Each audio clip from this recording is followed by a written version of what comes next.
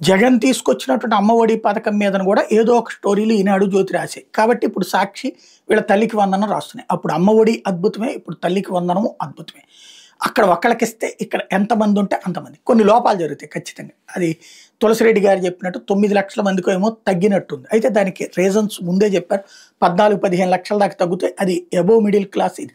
అయితే అట్లా కాదు, ఎస్సీ ఎస్టీలకు స్కాలర్షిప్ వస్తుంది కాబట్టి ఇవ్వట్లేదు, లేదా కొన్ని స్కూళ్ళకి ఇవ్వట్లేదు అన్నటువంటి కోణాన్ని ఇప్పుడు ప్రొజెక్ట్ చేసుకొస్తుంది సాక్షి. తాజాగా చూస్తే 300 యూనిట్ల పేరు చెప్పి కూడా చాలామంది కట్ ఆఫ్ పెట్టారు అన్నటువంటి వార్తని ఒకటి హైలైట్ చేసింది. కొందరి పేరున అసలు విద్యుత్ మీటర్లు లేవు, మరి కొందరి పేరున 4 నుంచి 10-15 విద్యుత్ మీటర్లు ఉన్నట్టు రికార్డ్ అయ్యి వాటిని చూపి తల్లికి వందనం లేకుండా చేసిన పలువురు తల్లులు విద్యుత్ అధికారుల వద్ద ఆవేదన వ్యక్తం చేశారు. తమకు ఒకే మీటర్ ఉన్నప్పటికీ తమ పేరు ఇన్ని మీటర్లు ఎలా ఉంటాయని నిలదీశారు. తల్లికి వందన లబ్ధిదారుల సంఖ్యను కుదించేందుకు ప్రభుత్వం ఇలా చేసి ఉంటుందని ఆగ్రహం వ్యక్తం చేస్తున్నారు. పిఠాపురం, సామర్లకోట, తుని, కాకినాడ, తిరుపతి, కడప, కర్నూలు, నంద్యాల, అనంతపురం, నెల్లూరు, ఒంగోలు తదితర ప్రాంతాలను సబ్స్టేషన్ల దగ్గర తల్లులు స్టేట్మెంట్ల కోసం బారులు తిరిగి కనిపించారు. అయితే ఏడాది స్టేట్మెంట్ కావాలని అధికారులు కోరుతుండదు. విద్యుత్ అధికారులు మాత్రం 6 నెలల స్టేట్మెంట్ మాత్రం ఇస్తామని చెప్తున్నారు.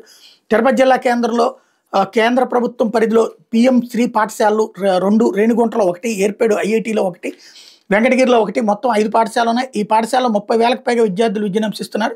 ఇదే విధంగా రాష్ట్రంలోని మరికొన్ని జిల్లాల్లో సైతం సెంట్రల్ స్కూల్స్ నిర్వహిస్తున్నారు. ఈ పాఠశాలలో ఒక్క విద్యార్థికి కూడా తల్లికి వందనం ఇవ్వకపోవడం విమర్శలకు తావిస్తుంది.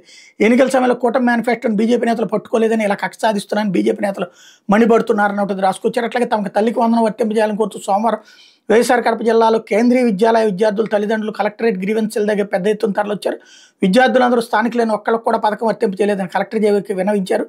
నంద్యాల జిల్లా గడివేముల మండలం కేంద్రంలో జడ్పీ ఉన్నత పాఠశాలలో చదువుతున్న 355 మందిలో ఏ ఒక్క విద్యార్థికి తల్లి వందనం వర్తించబోవడం చర్చనీయాంశంగా మారింది.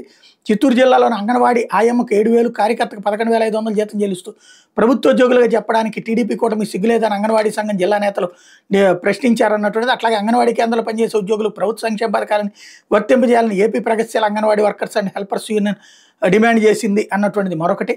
అట్లా కాంట్రాక్ట్ అవుట్సోర్సింగ్ ఆప్కాస్ ఉద్యోగులందరికీ తల్లికి వందన పథకాన్ని అమలు చేయాలని ఆప్కాస్ రాష్ట్ర అధ్యక్షుడు కోరారన్నటువంటి. అవుట్సోర్సింగ్ ప్రాతిపదికన పనిచేస్తున్న స్వచ్ఛ భారత్ మండల కోఆర్డినేటర్ల పిల్లలకు కూట ప్రభుత్వం తల్లికి వందన పథకం వర్తింపు చేయకపోవడం తగదని ఆ యూనియన్ వాళ్ళు అన్నారు. ప్రభుత్వం అందించే సంక్షేమ పథకాలు చిరుద్యోగులమైన తమకు కూడా అమలు చేయాలని డిమాండ్ చేస్తూ అంగన్వాడీ కార్యకర్తలు సోమవారం అనకాపల్లి కలెక్టరేట్ దగ్గర నిరసన తెలిపారు.